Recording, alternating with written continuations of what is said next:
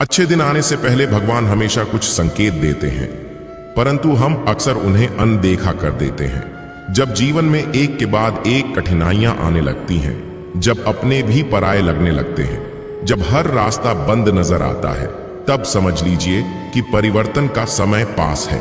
यह दुख, अकेलापन, असफलता, यह सब संकेत हैं कि ईश्वर आपको तैयार कर रहे हैं एक नई शुरुआत के लिए।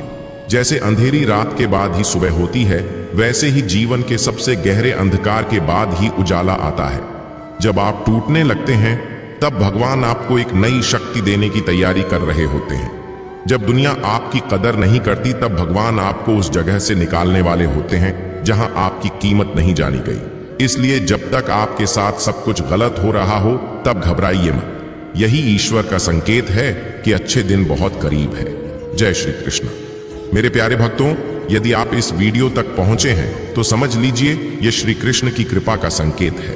कृपया इसे पूरा देखें, एक क्षण भी अधूरा ना छोड़ें, क्योंकि अधूरी श्रद्धा अधूरे फल देती है।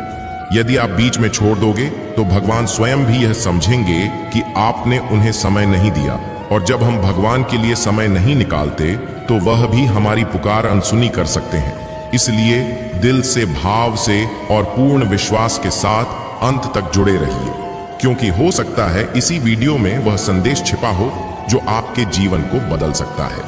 वो पहले आपको भीतर से मजबूत बनाते हैं, ताकि जब अच्छे दिन आए तो आप उनका सामना आत्मविश्वास और विनम्रता से कर सकें।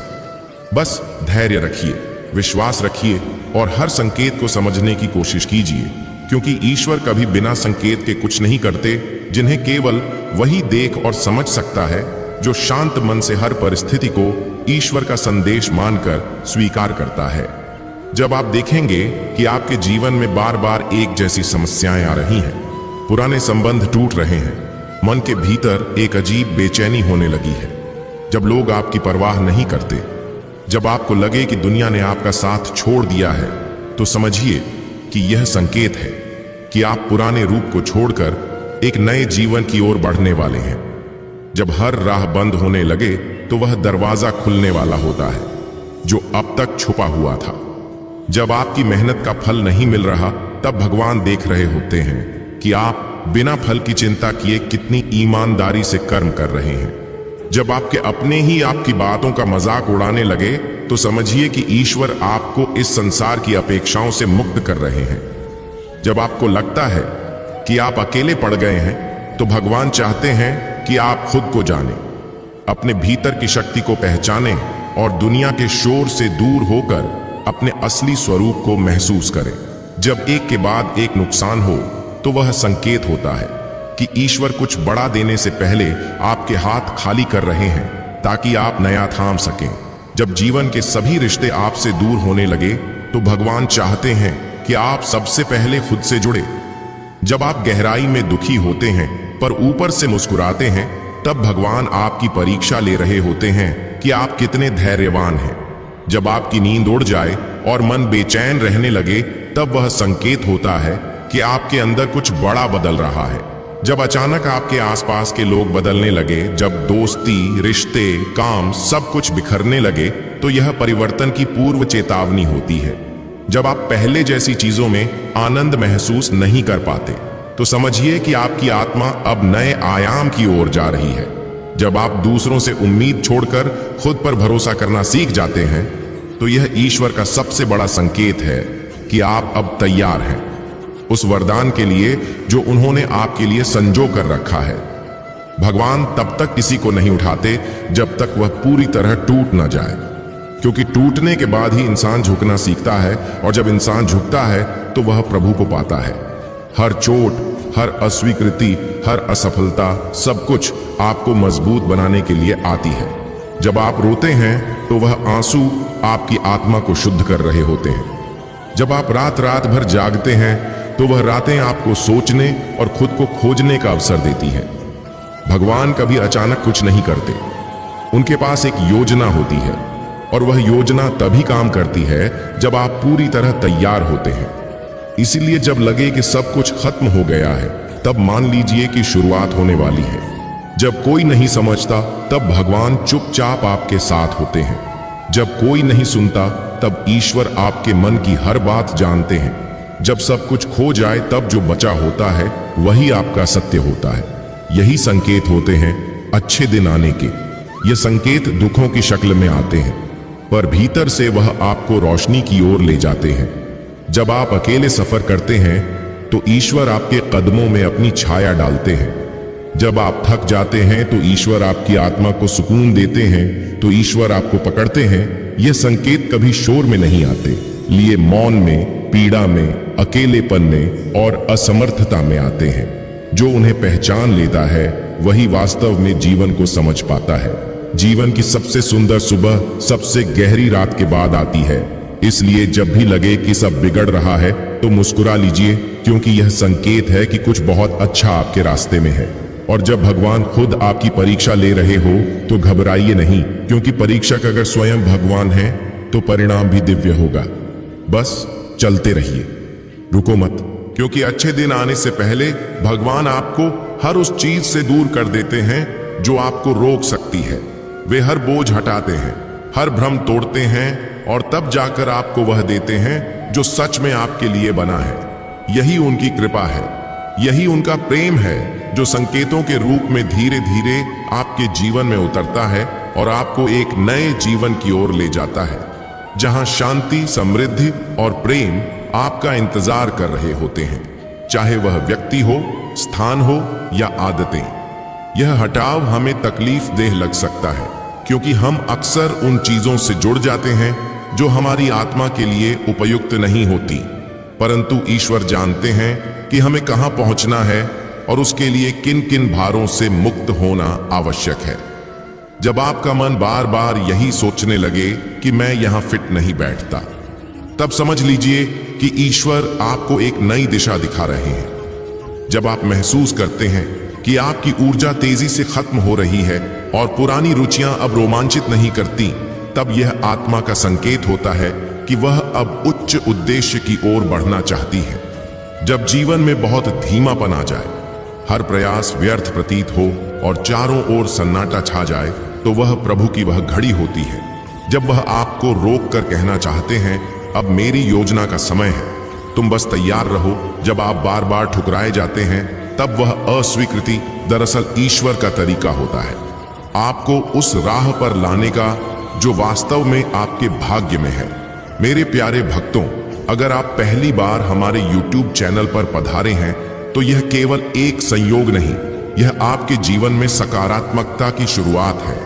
तो तुरंत सब्सक्राइब के शुभ चरणों को छू लें और इस वीडियो को अपने परिवारजनों और प्रिय दोस्तों के साथ जरूर शेयर करें, ताकि रोशनी सिर्फ आपके नहीं सबके जीवन में फैले। तो चलिए बिना देर किए शुरू करते हैं आज का यह प्रेरणादायक सफर। हम सोचते हैं कि हम असफल हो रहे हैं, लेकिन वास्तव में हम एक बड़े मार्गदर्शन की ओर धकेले जा रहे होते हैं। जब अचानक कोई पुरानी आदत या नशा आपको छोड़ने पर मजबूर कर दे, तो यह ईश्वर का संकेत होता है कि अब आप शुद्ध होने वाले हैं। जब आप पुराने दुखों से उबने लगे तो भगवान आपके भीतर नव चेतना का संचार कर रहे होते हैं। जब आप किसी को पकड़ना चाहते हैं लेकिन वह दूर चला जाए, तो भगवान आपको यह सिखा रहे होते हैं कि जो जाना चाहता है वह कभी आपका नहीं था। जब कोई अवसर छीन जाए और आपको लगे कि वह आखिरी था, तब ईश्वर आपको बेहतर अवसर की तैयारी में लगाते हैं। जब कोई आपको धोखा दे तो भगवान आपको सिखाते हैं कि अब भरोसे की जगह विवेक को लाना होगा। और जब आप खुद को खो दें तो वह पल वास्तव में ईश्वर से मिलने का अवसर होता है। जब आप टूट कर बिखरते हैं, तब ईश्वर आपको उस मिट्टी में मिला देते हैं जहां से वह आपको नए रूप में गढ़ सके। ये संकेत इतने गहरे होते हैं कि केवल वही उन्हें महसूस कर सकता है जिसने जीवन को मौन में जिया हो।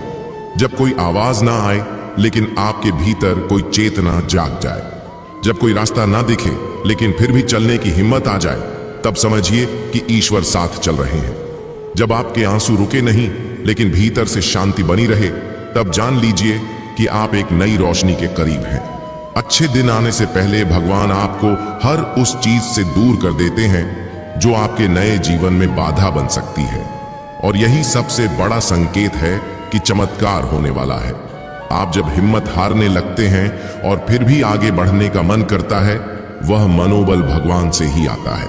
हर बार जब आप गिरे और फिर उठे तो भगवान ने ही आपको थामा। जब कोई आपकी मदद नहीं करता और फिर भी सब कुछ ठीक हो जाता है, तो समझिए कि ईश्वर आपकी जीवन नया खुद चला रहे हैं। इन संकेतों को पहचानना ही जीवन का सबसे बड़ा अध्यात्म है। अगर आप इन संकेतों को देख सकें, समझ सकें और धैर्यपूर्वक प्रतीक्षा कर सकें, तो यकीन मानिए आपके अच्छे दिन अब बहुत दूर नहीं है। जो समय अभी आपको तकलीफ दे रहा है, वही समय कल आपको मुस्कुराने की सबसे बड़ी वजह देगा, क्योंकि यह समय ईश्वर का बनाया हुआ है और भगवान कभी अन्याय नहीं करते।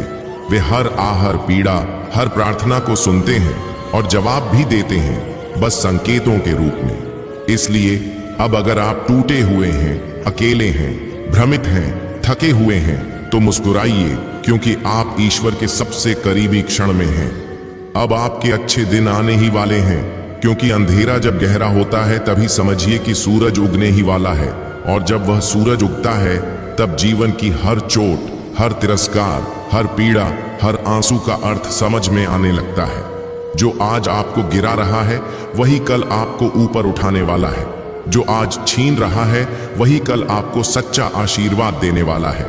भगवान तब तक आपकी कहानी अधूरी रखते हैं जब तक आप सीख नहीं लेते कि हर गिरावट का अर्थ हार नहीं होता, बल्कि वह एक परीक्षा होती है, यह देखने की कि आप कितने स्थिर हैं, कितने अडिग हैं और कितने तैयार हैं उस आशीर्वाद को ग्रहण करने के लिए जो स्वर्ग से उतरने वाला है। जब आपके अपने ही आपके खिलाफ हो जाए, जब वे आपको नीचा दिखाएं, आपका मजाक बनाएं, तो वह ईश्वर का सबसे स्पष्ट संकेत होता है कि अब आपको वहां से हटाया जा रहा है जहां आपकी ऊर्जा की कद्र नहीं है। जब भगवान किसी को ऊपर उठाना चाहते हैं तो पहले उसे वहां से निकालते हैं जहां वह अपने मूल्य को भूल चुका होता है। जीवन के इस अनजाने मोड़ पर जब आप सबसे दूर होते हैं, सबसे अकेले होते हैं, तो वही समय होता है जब ईश्वर सबसे पास होते हैं।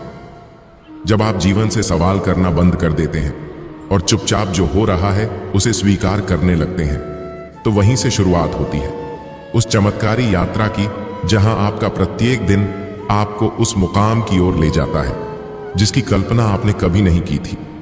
ईश्वर कभी आपकी तकलीफें यूं ही नहीं बढ़ाते। वे बस देखना चाहते हैं कि आप किस हद तक खुद पर और उन पर भरोसा कर सकते हैं। जब सब कुछ खोकर भी आप मुस्कुराते हैं, तब आप वह बन जाते हैं जो संसार से ऊपर है। तब आप उस ऊर्जा से जुड़ जाते हैं जो हर असंभव को संभव कर सकती है। यही वह संकेत है जो अक्सर तकलीफ की शक्ल में आते हैं, पर वास्तव में वरदान होते हैं। अगर आज आप संघर्ष कर रहे हैं, रो रहे हैं, टूटा महसूस कर रहे हैं, तो यकीन कीजिए आप अकेले नहीं हैं। ईश्वर आपको ढाल रहे हैं, तराश रहे हैं और एक ऐसे रूप में गढ़ रहे हैं जो संसार के लिए प्रेरणा बनेगा। यही उनकी लीला है। वह पहले तोड़ते हैं पर फिर इतना गहरा जोड़ते हैं कि आप पहले से कहीं ज्यादा मजबूत, सुंदर और समझदार हो जाते हैं। इसलिए जब भी जीवन में ऐसा लगे कि अब कुछ नहीं बचा, तब आंखें बंद करके ईश्वर से कहना, मैं समझता हूं प्रभु यह संकेत है और मैं तैयार हूं। जो भी आपकी योजना है मैं उसे स्वीकार करता हूं। बस इस समर्पण के साथ जो व्यक्ति जीवन जीता है, उसी के जीवन में वे अच्छे दिन आते हैं जिनका इंतजार केवल भाग्यशाली आत्माएं करती हैं और जिन्हें ईश्वर स्वयं चुनते हैं। याद रखिए, अच्छे दिन शब्दों से नहीं आते, वे चुपचाप आते हैं, पर उनके आने से पहले ईश्वर हमेशा आत्मा को जगाते हैं, मन को तोड़ते हैं और जीवन को नया आकार देते हैं। यही प्रक्रिया है पुनर्जन्म के आत्मिक विकास की, और यही है वह संकेत जो कहता है अब समय आ गया है, अब तुम्हारे अच्छे दिन दूर नहीं। बहुत पहले की बात है, एक छोटे से गांव में वेदांत नाम का एक युवक रहता था।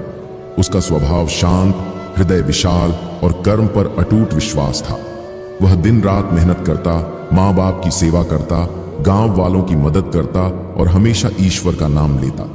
मगर जीवन उससे ऐसा व्यवहार कर रहा था मानो कोई पुराना हिसाब चुका रहा हो, जहां बाकी लोग थोड़ा प्रयास कर सफलता पा लेते थे, वहीं वेदांत जितनी मेहनत करता उतनी ही असफलता उसके हिस्से आती। स्कूल में टॉप करने के बाद भी कोई नौकरी नहीं मिली, दोस्तों के साथ मिलकर शुरू किया। व्यापार पर नुकसान ही हुआ। उसकी सच्चाई का मजाक उड़ाया गया, ईमानदारी को उसकी मूर्खता बताया गया।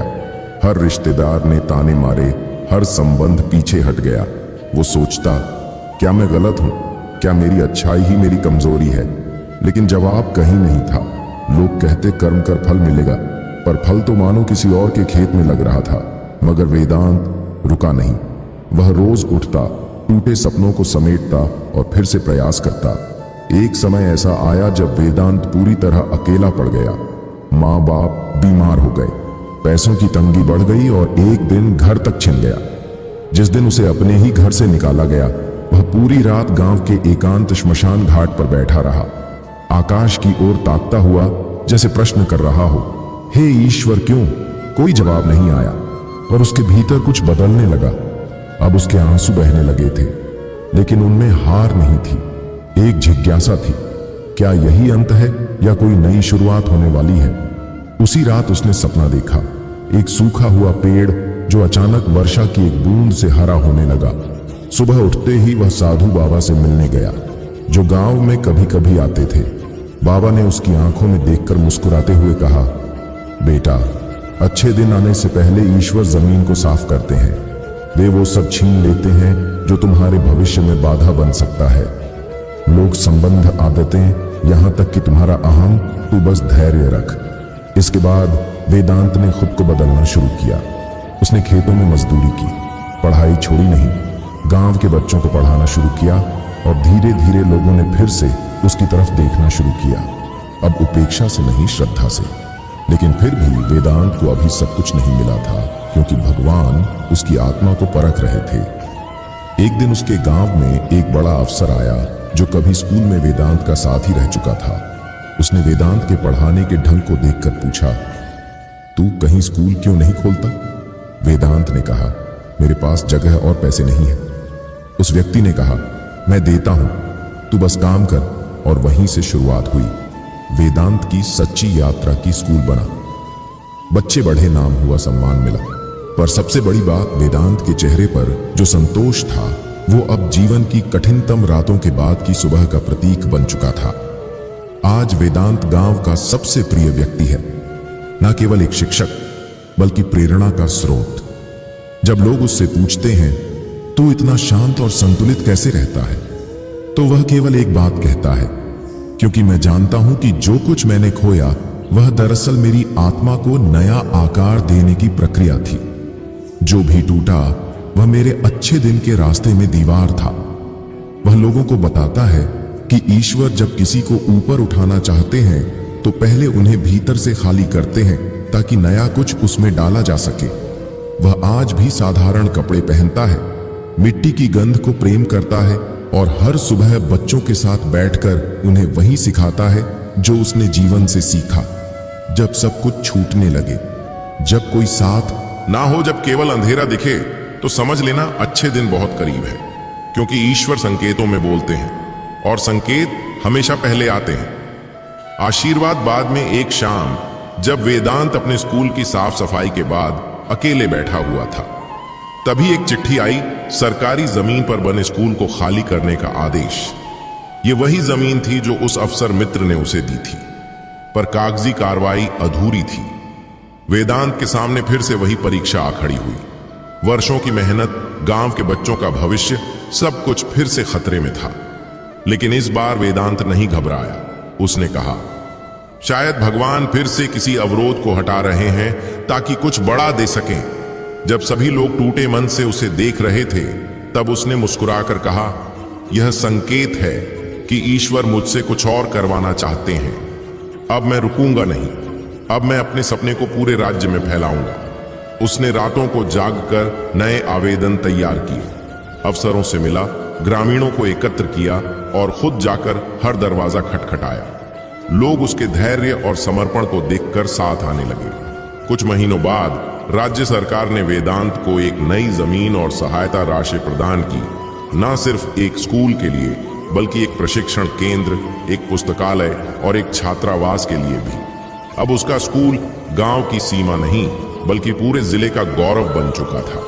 वेदांत को कई सम्मान मिले, पुरस्कार मिले मगर वह अब भी पहले की तरह ही रहा। शांत, सरल और विनम्र एक पत्रकार ने एक दिन पूछा, आप इतने संघर्षों से कैसे गुजरे और फिर भी टूटे नहीं? वेदांत ने मुस्कुराकर कहा, क्योंकि मुझे समय से पहले ही ईश्वर के संकेत मिलने लगे थे। जब सब दूर जा रहे थे तब ईश्वर पास आ रहे थे। जब सब छीन रहा था तब दरअसल ईश्वर दे रहे थे। बस हम पहचान नहीं पाते। जो आज मेरी ताकत है वही कभी मेरी पीड़ा थी। इसी पीड़ा ने मुझे उस मार्ग पर चलाया जिस पर ईश्वर का हाथ हमेशा मेरे सिर पर रहा। अब वेदांत केवल एक व्यक्ति नहीं था, वह एक विचार बन चुका था। जो भी युवा जीवन से हारता उसे वेदांत की कहानी दिखाई जाती। जो भी सोचता कि भगवान उसे नहीं सुनते उसे वेदांत का जीवन समझाया जाता। गांव का वह लड़का जिसे कभी सबने छोड़ा था अब पूरे राज्य का प्रेरणा स्रोत था। उसकी कहानी हर उस व्यक्ति के लिए एक संदेश थी कि अच्छे दिन चुपचाप आते हैं, पर आने से पहले वे जीवन को पूरी तरह हिला देते हैं।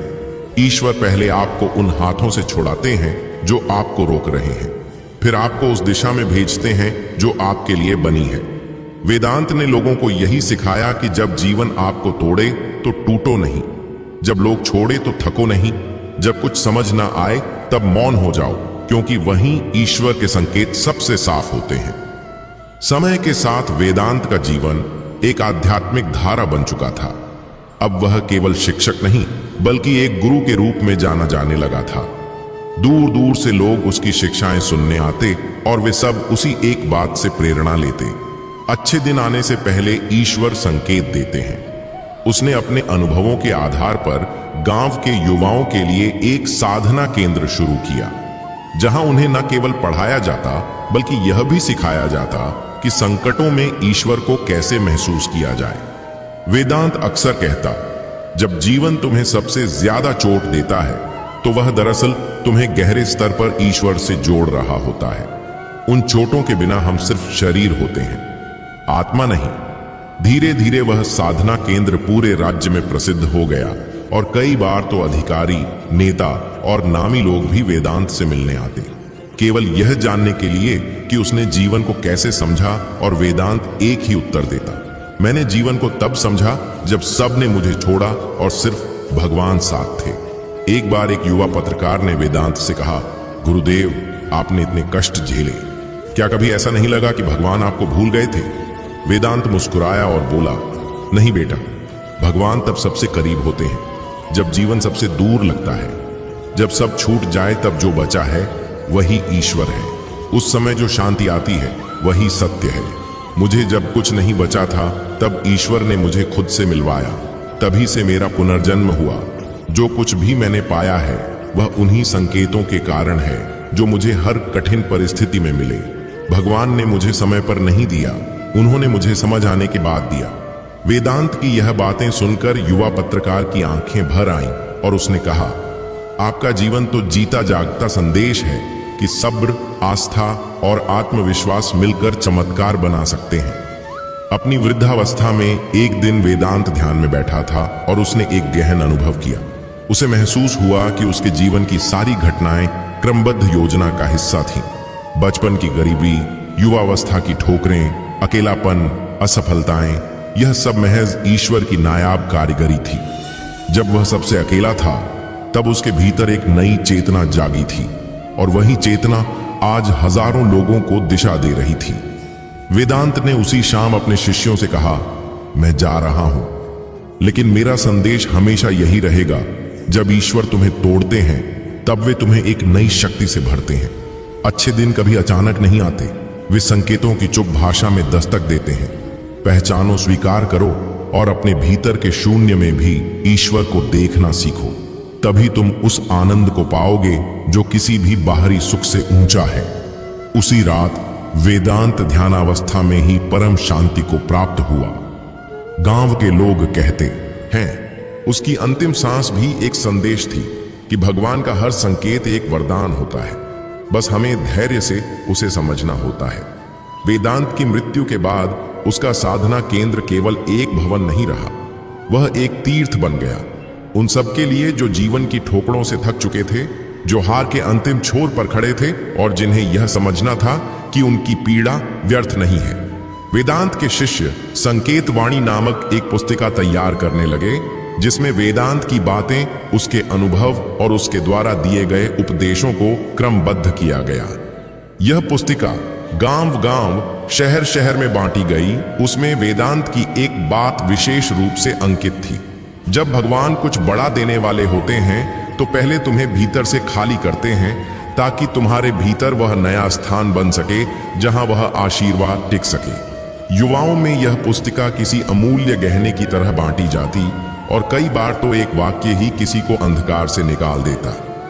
वेदांत के साधना केंद्र को एक स्वयंसेवी संस्था ने एक शैक्षिक विश्वविद्यालय में बदल दिया, जहां छात्रों को शिक्षा के साथ साथ जीवन को समझने की दृष्टि दी जाती थी। वहां सिर्फ किताबें नहीं पढ़ाई जाती थी, बल्कि धैर्य, विश्वास, संकेतों की पहचान और सच्चे आत्मसम्मान की शिक्षा दी जाती थी। भारत के अलावा विदेशों से भी छात्र वहां अध्ययन के लिए आने लगे। वेदांत की तस्वीर एक शांत मुस्कान के साथ विश्वविद्यालय के हर कक्ष में लगी होती और उसके नीचे लिखा होता, जब तुम हार मानने लगो, समझो कि ईश्वर तुम्हें निखारने लगा है। यह विश्वविद्यालय केवल शिक्षा का केंद्र नहीं था, बल्कि टूटे लोगों की पुनर्रचना का स्थान बन चुका था। हर वर्ष 5 जनवरी को वेदांत की पुण्यतिथि पर संकेत दिवस मनाया जाने लगा। उस दिन लोग अपने जीवन की विफलताओं को लिखते, उन्हें जलाते और वेदांत के वचनों की शपथ लेते कि हम हार नहीं मानेंगे, क्योंकि अच्छे दिन आने से पहले भगवान कुछ संकेत अवश्य देते हैं। यह दिवस न केवल धार्मिक या भावनात्मक होता, बल्कि प्रोत्साहन का जन आंदोलन बन गया। बहुत से युवाओं ने अपनी आत्महत्या की सोच इस दिन छोड़ दी। बहुत से बुजुर्गों ने फिर से जीवन में प्रेरणा पाई। भाग 14, वेदांत की अमृता। एक बार एक विदेशी लेखक ने वेदांत के जीवन पर पुस्तक लिखने की अनुमति मांगी। उस पुस्तक का शीर्षक रखा गया, यानी वो व्यक्ति जिसने भगवान की चुप्पी को सुना। उस पुस्तक का एक अध्याय पूरी दुनिया में लोकप्रिय हुआ, जिसका शीर्षक था, यानी जब तुम टूट रहे हो तब तुम तैयार हो रहे हो। उस पुस्तक ने कई राष्ट्रों के युवाओं को बदला। अमेरिका, जापान, ब्राजील और यूरोप के विश्वविद्यालयों में वेदांत के विचार पढ़ाए जाने लगे। लोग कहते, भारत की भूमि ने हमें गांधी दिया, बुद्ध दिया, अब वेदांत भी दिया, जिसने हमें हार में ईश्वर का इशारा सिखाया। वेदांत का जीवन अब कथा नहीं, चेतना बन चुका था। उसकी बातें केवल सुनने के लिए नहीं थी, बल्कि जीने के लिए थी। उसके शिष्य आज भी कहते हैं, गुरुदेव के जीवन ने हमें सिखाया कि जब लोग आपको छोड़ देते हैं, तब ईश्वर आपको थाम लेते हैं। जब आप टूट जाते हैं, तब ईश्वर आपको नया आकार देने लगते हैं। जब जीवन से कुछ ना बचे तो समझो अब कुछ महान बनने वाला है। वेदांत के जीवन का सार यही था कि अच्छे दिन चुपचाप आते हैं, मगर उनके पहले ईश्वर बहुत कुछ छीन लेते हैं, ताकि जो देने वाले हैं वह सच्चे अर्थों में अमूल्य हो। समय बीतता गया, पर वेदांत का नाम और उसके विचार समाज के हर कोने में फैलते गए। अब संकेतवाणी केवल एक पुस्तिका नहीं, बल्कि एक आंदोलन बन चुकी थी। हर राज्य, हर जिले में एक एक वेदांत केंद्र खोले गए, जहां लोग न केवल शिक्षा ग्रहण करते, बल्कि संकट के समय कैसे संकेतों को समझें, कैसे खुद को संभालें और कैसे ईश्वर की प्रतीक्षा में धैर्य रखें, यह सीखते। वहां सबसे पहली दीवार पर लिखा होता, अगर तुम्हारे जीवन में अचानक सब बिखरने लगे तो मत डरना, शायद ईश्वर खुद तुम्हें नया आकार देने उतर रहे हैं। इन केंद्रों में कोई अमीर गरीब का भेद नहीं था। यहां आकर हर कोई सिर्फ एक ही पहचान रखता, मैं वह हूं जिसे भगवान ने संकेत दिए हैं और अब मेरी बारी है उन्हें पहचानने की। धीरे धीरे समाज में एक परिवर्तन आने लगा। लोग अब असफलताओं को अंत नहीं, ईश्वरीय प्रस्तावना समझने लगे। वेदांत की शिक्षाओं का प्रभाव प्रशासनिक और न्यायिक व्यवस्था पर भी पड़ने लगा। कई युवा प्रशासनिक अधिकारी जो वेदांत की विचारधारा में पले बड़े थे, अब अपनी नीतियों में करुणा, सहनशीलता और संकेत नीति को जोड़ने लगे। एक विशेष उदाहरण राजस्थान के एक कलेक्टर का था, जिसने गरीब किसानों के लिए संकेत छात्रवृत्ति योजना शुरू की, जिसका उद्देश्य था, जो छात्र बार बार असफल होते हैं उन्हें छोड़ो मत, उन्हें मौका दो, क्योंकि वे भविष्य के वेदांत हैं। अदालतों में एक नई दृष्टि आई। पहली बार गलती करने वालों को सुधारने का मौका दो, क्योंकि हो सकता है वह व्यक्ति भी बस ईश्वर के संकेतों की परीक्षा में हो। समाज में बदलाव आ रहा था, जहां असफलता को दंड नहीं संभावना माना जाने लगा। संयुक्त राष्ट्र और अन्य वैश्विक मंचों पर वेदांत की के नाम से प्रस्तुत की गई यह विचार कि जब व्यक्ति टूट रहा होता है वह दरअसल जाग रहा होता है, अब एक अंतरराष्ट्रीय रिसर्च टॉपिक बन गया।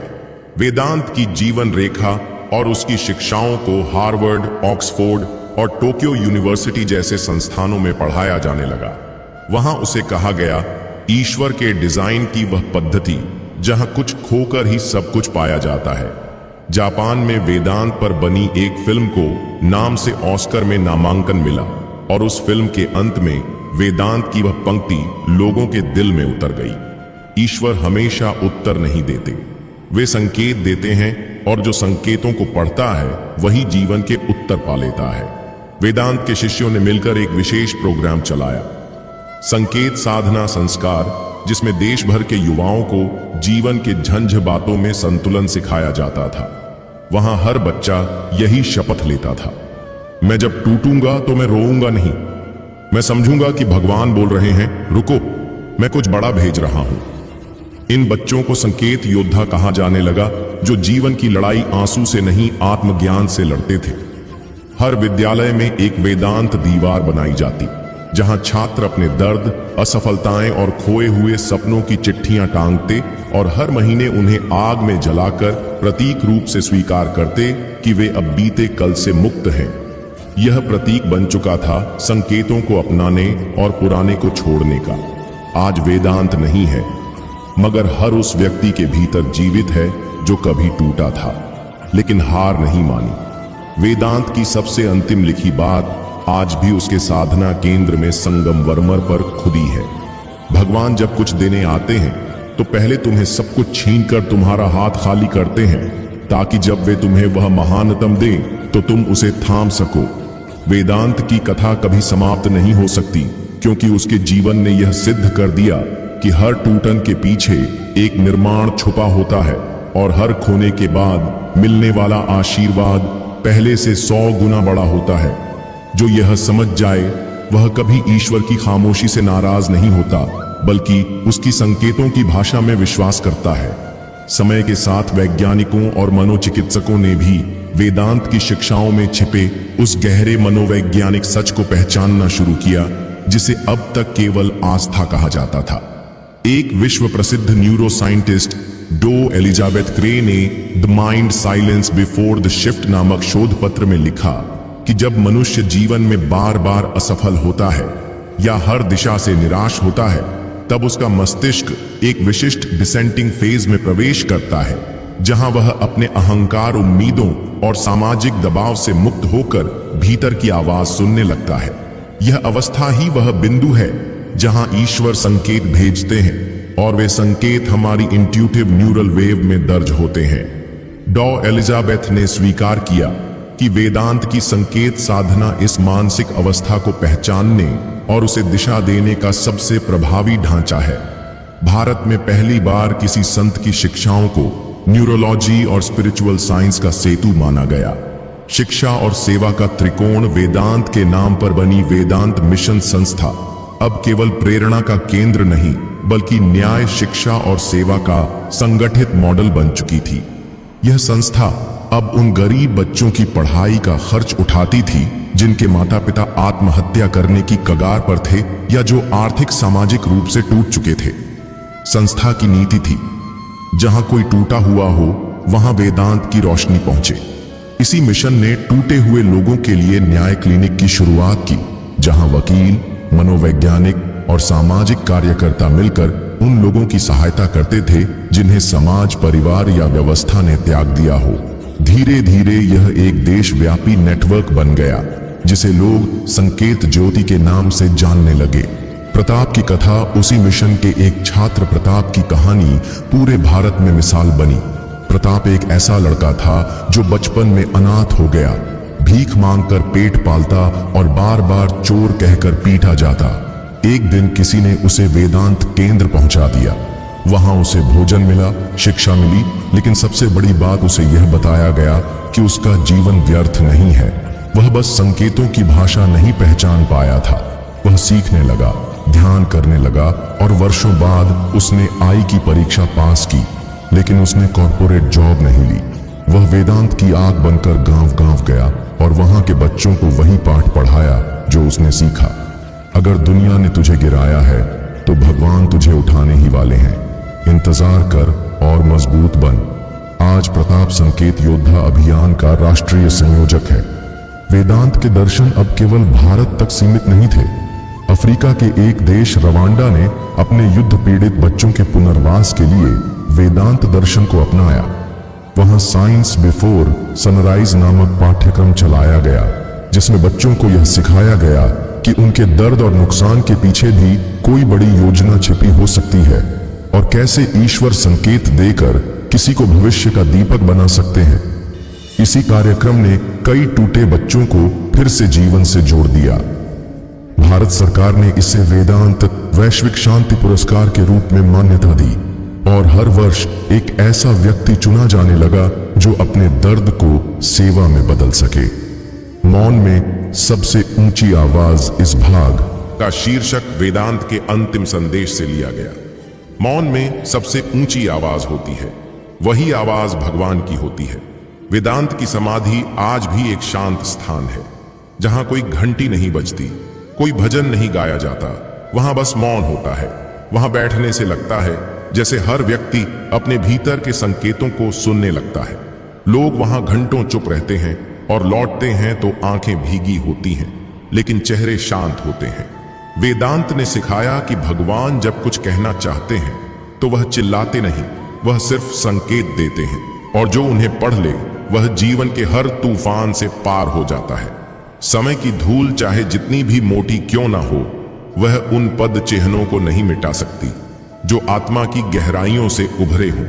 वेदांत की मृत्यु के वर्षों बाद भी उसका प्रभाव घटा नहीं, बल्कि और अधिक गहराता चला गया। अब वेदांत कोई व्यक्ति नहीं रहा, वह एक चेतना बन चुका था, एक जीवित दर्शन, एक ऐसा जीवन मंत्र जिसने टूटे हुए, हार मान चुके, थके हुए और जीवन से निराश हो चुके लाखों लोगों को यह एहसास दिलाया कि वे असफल नहीं बल्कि चुने हुए हैं।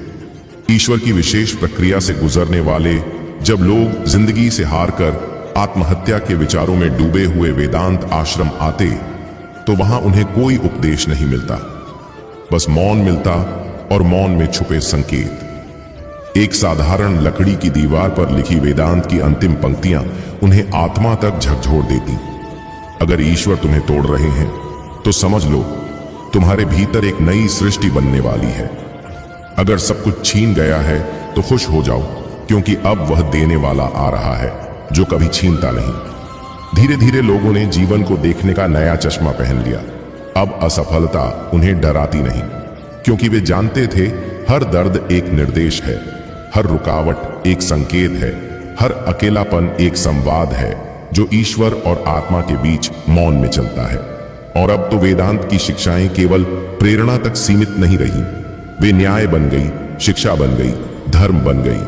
कई विद्यालयों ने पाठ्यक्रम में संकेत विज्ञान को जोड़ा, जिससे बच्चे यह जान सके कि जब जीवन बिखरे तब घबराना नहीं चाहिए, बल्कि बैठकर समझना चाहिए कि संकेत किस ओर इशारा कर रहे हैं। विश्वविद्यालयों में शोध होने लगे कि क्यों कठिन समय में ही मनुष्य की आत्मा अपने सर्वोच्च रूप में सक्रिय होती है, क्यों ईश्वर कभी जोर से कुछ नहीं कहते, सिर्फ परिस्थितियों की भाषा में संवाद करते हैं। और इसी शोध ने वेदांत के विचारों को मानवता के सार्वभौमिक दर्शन का दर्जा दिलाया। अब जब कोई जवान बेरोजगारी से परेशान होकर रोता है, कोई माँ अपने बच्चे के भविष्य को लेकर डरी हुई होती है, कोई बुजुर्ग अकेलेपन में आंसू बहाता है, या कोई छात्र बार बार फेल हो जाता है, तो वे बस एक ही वाक्य से ताकत पाते हैं। अच्छे दिन आने से पहले भगवान संकेत भेजते हैं, और जो उन संकेतों को पहचान ले वह केवल सफल नहीं होता, वह अमर हो जाता है। यही वेदांत की विरासत थी, एक टूटा हुआ जीवन जिसने संसार को जोड़ने की शक्ति दी, एक मौन साधक जिसने संसार को ईश्वर की खामोशी की भाषा सिखा दी, एक अकेला पथिक जिसकी यात्रा अब करोड़ों की दिशा बन चुकी है। यही वेदांत का उत्तराधिकार है कि हर टूटन एक निर्माण है, हर चुप्पी में संवाद है और हर दर्द में संकेत है। जब वेदांत के विचार पूरी दुनिया में फैल चुके थे, तब भारत के कुछ शिक्षाविदों ने मिलकर एक नई पहल की, संकेत शास्त्र को स्कूली शिक्षा का हिस्सा बनाना। उन्होंने समझा कि गणित, विज्ञान, इतिहास तो बच्चे सीखते हैं, लेकिन जब जीवन उन्हें असफलता देता है तब कोई किताब नहीं होती जो उन्हें यह सिखाए कि अब क्या करें। वेदांत के जीवन को मॉडल बनाकर कक्षा 6 से 13 तक के छात्रों के लिए एक पाठ्यक्रम तैयार किया गया, जिसका नाम था जीवन संकेत। इस विषय में बच्चों को सिखाया जाता था कि जब जीवन ठहर जाए तो उसे सजा नहीं समझना चाहिए, बल्कि रुककर देखने का संकेत मानना चाहिए। किताब में एक अध्याय था, अचानक सब बिखर जाए तो समझो ईश्वर कोई नई दिशा भेज रहे हैं। एक अध्याय था, असफलता का दिन, तैयारी का मंच है, और एक सबसे गहरा अध्याय, मौन की भाषा समझना सीखो। इन अध्यायों में बच्चों को यह सिखाया गया कि दुख केवल आघात नहीं, आत्मा का स्पंदन भी हो सकता है। हजारों स्कूलों में बच्चों ने जब यह कहानियां पढ़ी तो वे अपनी समस्याओं से डरना छोड़ने लगे। वे अब अपने आंसुओं को कमजोरी नहीं, संकेत मानने लगे। एक छात्रा ने लिखा, जब मैं 10वीं में फेल हुई तो सोचा जीवन खत्म है, लेकिन वेदांत की किताब पढ़कर जाना कि यह अंत नहीं, यह उस अंत का छोर है जहां से शुरुआत होती है। स्कूलों में सुबह की प्रार्थना में वेदांत की वह पंक्ति शामिल कर ली गई, जब ईश्वर खामोश हो जाए तो जान लो वह बोलने के बजाय लिखने लगे हैं। संकेतों में, और इस तरह भारत की शिक्षा प्रणाली में पहली बार ऐसा विषय जुड़ा था, न अंकों से, लेकिन जीवन के हर परीक्षा में पास कराने की योग्यता रखता था। वेदांत अब एक संत नहीं, एक शिक्षा बन चुका था, और शायद यही वह संकेत था जो वेदांत ने अपने जीवन से दुनिया को दिया था। वेदांत केंद्र कोई साधारण आश्रम नहीं था, वह एक संवेदना की प्रयोगशाला थी, जहां टूटे हुए लोग आकर खुद को नया आकार देते थे। वर्षों में इस केंद्र से हजारों बच्चे, युवक और वयस्क निकल चुके थे, लेकिन कुछ ऐसे थे जिन्होंने वेदांत की शिक्षा को अपनी आत्मा में ऐसा उतारा कि उनका जीवन खुद एक संकेत बन गया। उनमें एक था अब्दुल मजीद, जो कभी कश्मीर में पत्थरबाजी में पकड़ा गया था। पिता के आतंकवाद के इल्जाम में मरने के बाद पूरी दुनिया से कट चुका था। उसे वेदांत केंद्र में लाया गया, जहां उसे किसी ने आतंकवादी नहीं कहा, उसे सिर्फ एक टूटा हुआ बच्चा कहा गया। आज वही अब्दुल एक मनोवैज्ञानिक है और श्रीनगर में संकेत संवाद केंद्र चलाता है, जहां वह युवाओं को यह सिखाता है कि गुस्सा असल में भीतर के अनकहे दर्द का संकेत है और उसे पहचानना ही सच्चा समाधान है। दूसरी कहानी थी रुक्मणी देवी की, जो बचपन में शोषण की शिकार रही, आत्महत्या की कोशिश कर चुकी थी, मगर वेदांत केंद्र ने उसे अपनी मौन साधना और संकेत दृष्टि से इतना बदल दिया कि आज वह संकेत ज्योति नामक महिला पुनर्वास आश्रम चलाती है, जहां वह हर पीड़ित स्त्री से कहती है, तुम्हारा दुख तुम्हारी पहचान नहीं, तुम्हारा संदेश है कि तुम अभी खत्म नहीं हुई हो, बल्कि ईश्वर तुम्हारे भीतर किसी को जन्म दे रहे हैं। और ऐसे सैकड़ों लोग थे जिनका जीवन अब एक गवाही बन गया था कि वेदांत की शिक्षा केवल शब्द नहीं, जीवंत रूपांतरण है। यह सभी संतानें वेदांत को गुरु नहीं, पुनर्जन्म का द्वार मानती थी। जब जीवन के सारे संवाद मौन हो जाए और आंखों में उगती हुई चिंता की लहरें मन की शांति को निगलने लगे, तब बाहर नहीं भीतर देखना चाहिए, क्योंकि बाहर की दुनिया दिखावे की है, अपेक्षाओं की है, अधिकारों की है, और भीतर की दुनिया अनुभूति की है, सच्चाई की है, समर्पण की है। चिंता तब जन्म लेती है जब मन अपनी सीमाओं में उलझ जाता है और यह मान बैठता है कि अब कुछ भी नहीं बदलेगा। जब शरीर थकने लगता है, उम्र साथ नहीं देती और अपनों की उपेक्षा तन मन को तोड़ने लगती है, तब यह भ्रम होता है कि अब कोई अपना नहीं रहा। लेकिन जिस क्षण भीतर का मौन सुना जाता है, उस क्षण यह झांत होता है कि कोई सदा साथ था है और रहेगा, अदृश्य मगर सजीव। चिंता उस क्षण गलने लगती है जब विश्वास की लौ भीतर से जलती है। यह लौ न किसी बात की मोहताज होती है, ना किसी इंसान की और ना ही किसी परिस्थिति की। जब तुम थक कर बैठते हो, वह लौ तुम्हारी थकान को देखती है और प्रेम से कहती है, उठो, मैं अभी भी यहां हूं। वृद्धावस्था कोई बोझ नहीं है। यह तो आत्मा की सबसे पवित्र अवस्था है, जहां जीवन की हर परत दिखाई देने लगती है। जहां तुम्हारी पीड़ा तुम्हें साफ दिखाई देती है, वहीं उसकी दवा भी तुम्हारे भीतर ही उपजती है। चिंता से मुक्ति तब नहीं मिलती जब दुनिया बदलती है, बल्कि तब मिलती है जब भीतर की दृष्टि बदलती है। संबंधों का टूटना, अपनों की बेरुखी या समय की निर्ममता, ये सब स्थायी नहीं है, पर जो भीतर है, जो अनंत है, वह कभी साथ नहीं छोड़ता। जब रात गहरी होती है और जब रोशनी की कोई किरण नहीं दिखती, तब वह भीतर की ज्योति चुपचाप तुम्हें संभालती है। इसलिए जब मन कहे कि अब और नहीं सहा जाता, तो उत्तर देना, अब तुम नहीं सहोगे, अब वह तुम्हारे लिए सहन करेगा, क्योंकि अब तुम अकेले नहीं हो। जब मन में हर दिशा अंधकार से भर जाए और कोई भी रास्ता स्पष्ट ना दिखे, तब जो शक्ति सदा मौन थी, वह धीरे धीरे बोलने लगती है। यह आवाज इतनी धीमी होती है कि चिंता की शोर में अक्सर खो जाती है, पर जो व्यक्ति मौन बैठकर स्वयं को सुनता है, वह उस शक्ति की धुन को पहचान लेता है। चिंता उस समय सबसे अधिक हमला करती है जब व्यक्ति को लगे कि अब उसकी उपस्थिति का कोई महत्व नहीं, कि उसके विचार अब किसी को समझ नहीं आते, कि उसके अनुभव अब बोझ बन गए हैं। लेकिन यह सब संसार के सीमित चश्मे से देखने का भ्रम है। वास्तविकता तो यह है कि जैसे जैसे शरीर की शक्ति क्षीण होती है, वैसे वैसे आत्मा का प्रकाश प्रखर होता जाता है। मनुष्य जब भीतर झांकता है तो देखता है कि वह अकेला नहीं था। बस वह देख नहीं पाया, वह शक्ति जो जीवन भर उसे धकेलती रही, जो हर गिरावट में थामती रही और जो हर हार में मुस्कुराती रही, वही अब उसे चिंता से मुक्ति दिलाने आई है। चिंता का अंत केवल शांति से होता है, और शांति तब आती है जब आत्मा के स्वर में विश्वास उत्पन्न होता है। इस उम्र में जब लोग किनारा कर लें, तो समझो कि अब तुम्हें तैरना आ गया है, क्योंकि सच्चा साथ ही अब तुम्हारे बाहर नहीं भीतर है। चिंता तब व्यर्थ हो जाती है जब तुम्हारा मौन तुम्हारी सबसे बड़ी मित्र बन जाती है। यह वह मित्र है जो तुम्हारे आंसुओं को शब्दों के बिना समझता है, जो तुम्हारी रातों की बेचैनी को दिन की रोशनी में बदलता है।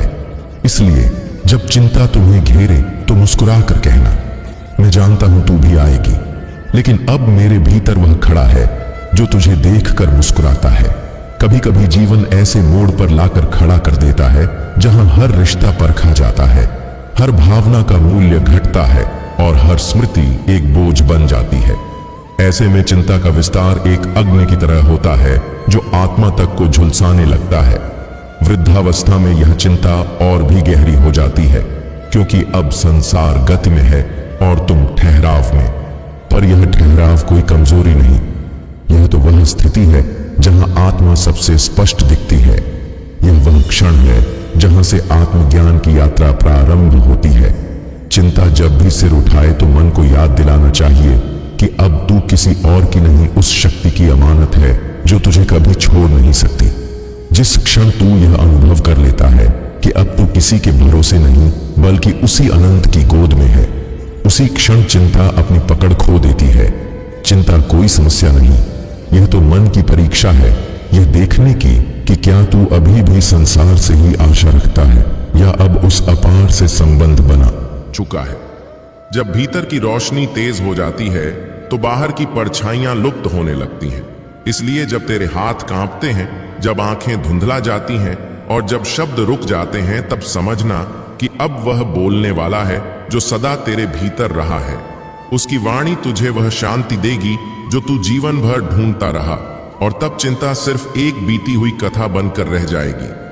जब संबंधों की डोर छूटने लगे, जब अपने ही पराये लगने लगे और जब उन चेहरों से प्रेम की आशा टूटने लगे जिनसे जीवन भर अपनापन बांधा गया था, तब चिंता एक विष की तरह पूरे अस्तित्व में फैल जाती है। उस घड़ी में यह अनुभव होता है कि अब कुछ भी स्थायी नहीं, सब क्षण भंगुर है और मन का दीपक बुझता हुआ प्रतीत होता है। परंतु यह वही क्षण है जब आत्मा सबसे अधिक पुकारती है, उसे नहीं जो बाहर है बल्कि उसे जो भीतर है, अदृश्य है पर सर्वसाक्षी है। चिंता तब हारती है जब तू अपनी श्वासों को उसकी उपस्थिति मानकर अनुभव करता है। जब तू जानता है कि हर धड़कन में वह समाया है, तो फिर किसी भी अकेलेपन का भय नहीं रहता। यह संसार तुझे भले भुला दे, तेरे कार्यों को महत्व ना दे, तेरे विचारों को अनसुना कर दे, पर वह तुझे उस क्षण भी सुनता है जब तू मौन होकर रोता है। चिंता की रातें जब लंबी हो तब भीतर की ज्योति को बुझने मत देना।